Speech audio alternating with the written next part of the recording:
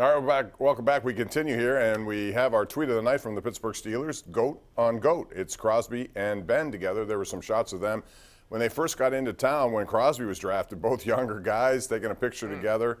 Here they are 18 years later. Ben's career lasted all throughout this, and Crosby's still going strong, and he is playing very well. 25 goals here tonight. And Bob, I can't help but look at that picture of the two guys there. Two all-time greats, two surefire Hall of Famers, two icons in Pittsburgh sports like you. All of the pictures and video of Ben from the arena tonight. Am I the only person that looks at him and thinks he's keeping himself in great shape? Is he thinking? No, I'm serious. No, you laugh. I look at him and I wonder.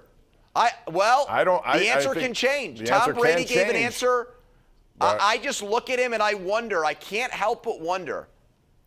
Has he completely closed the door? If he came back to the Steelers tonight and said, I think I want to do it again, don't you let him come back? I would.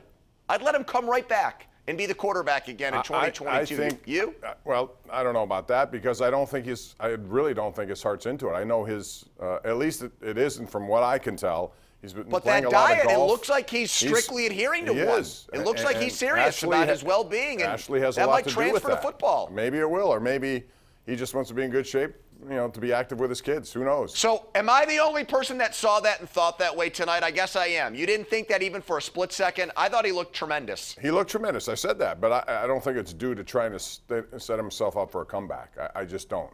Maybe I'd be wrong, but I don't think I am. Crazier things have happened, Bob.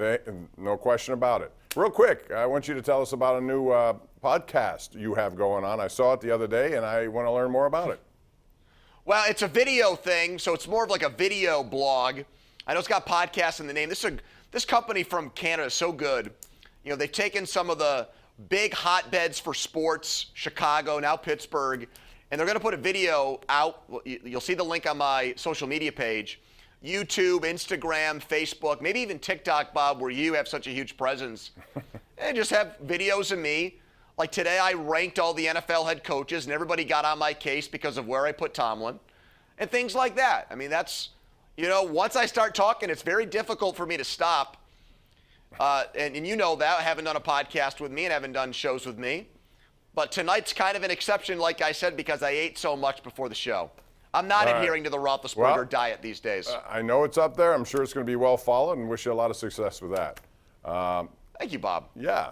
I still one day want to bring back the Pompeani podcast. It's still on there. Maybe we could do that. But it needs to have wine. It needs to have wine right smack dab in the middle of the table. We can do that. And the two of us, wouldn't you love that? I can have Amanda bring the limoncello over as well. Would you like to try that, maybe? And we can also start with a French martini before we delve into the wine. What's in that? French martini? Oh, yes. You haven't had one. If you like Chambord the way I do, it's Chambord. It's triple sec. It's pineapple juice and vodka. Anyway, we got to go to the lines here. It's a pretty good one. Let's go to Jim in Castle Shannon. Jim, go ahead. Hi, Jim. Hey, Bob. How you doing? Hi, Phil. Hey, Bob, I got to say a couple things about the Penguins and Phil about the basketball tournament. Trouble with the Penguins is they don't have a super goaltender like the Rangers and Colorado and Carolina have. Carolina has two. They play the Rangers in the first round, they're going to leave. And Phil, Duke and Kansas is going to win Saturday, and Duke's going to win it all. Thank you. All right, Phil, go ahead. Yeah, I thought there was a dark horse kind of feel to Duke before the tournament started. And now I think they're going to win it. I think Banchero. You're buying into it. You're buying into the Coach K drama at the end. I am. I really do. The stars are aligning against North Carolina for the first time in the tournament. Look, they've got the best player left. Banchero has gotten hot here. He's shooting over 50% from three, and he's 6'10", 250. He's got an incredible body.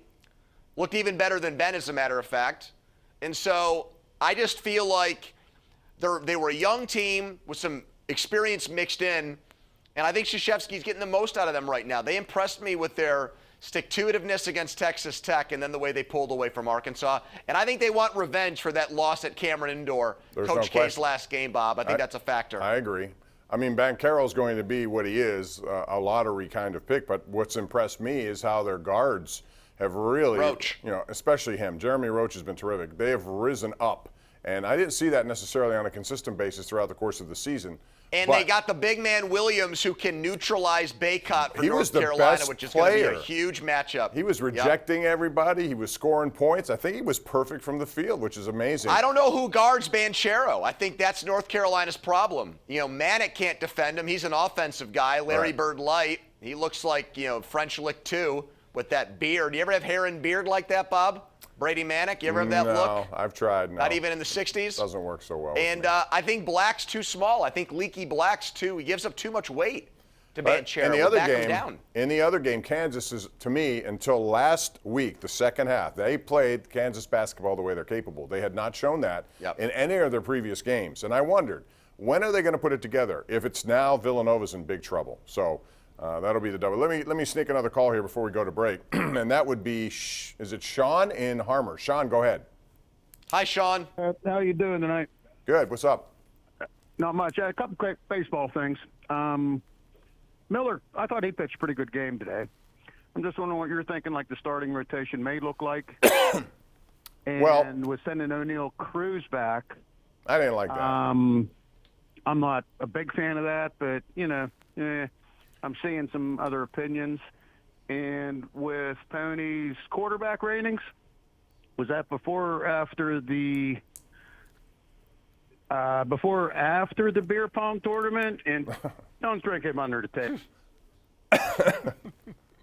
All right, go ahead, real quick before I cough and I have to come off camera here, and then you can take over, and I'll get back to the Pirates. Well, what part of that would you like me to respond to, Bob? He gave me a lot of options there. Is the one that you're preferential to? Just the one with football, and I'll get back to the Pirates. Well, actually comment on the Cruz thing, because I feel like that's where your head's going. He's going to be 24 years old. And I just feel like baseball had all this time to fix this, clock manipulation thing, and they really didn't. I guess you get draft picks if the guy finishes high in the Rookie of the Year voting, but what kind of picks? Are they good picks? Are they average picks? Apparently, whatever incentive they put in place is not enough for the Pirates to want to have Cruz start the year on the big league roster. And you're right. He's 24 years old. At some point, you have to bring your best players up here tool-wise, and he has better tools than the guy who's going to beat him out in the outfield if they want to play him there. And even at short, I mean, Kevin Newman is Kevin Newman. We've seen enough Kevin Newman. Somewhere in here, O'Neal Cruz should have a spot, and because he doesn't, to me, just smacks of same old stuff with them, and he's 24. If he were 20, I'd say yes, he's 24. I don't care about limited minor league at-bats. He's shown that every time I turn around, they're talking about his exit velocity on his singles, on his home runs. If that's the case, let's go. Let's go. Give people around here something to watch. Anyway, we've got to go to break. We're way over. We'll come back, wrap it all up. More calls next, right here on 93.7 The Fan and Pittsburgh CW.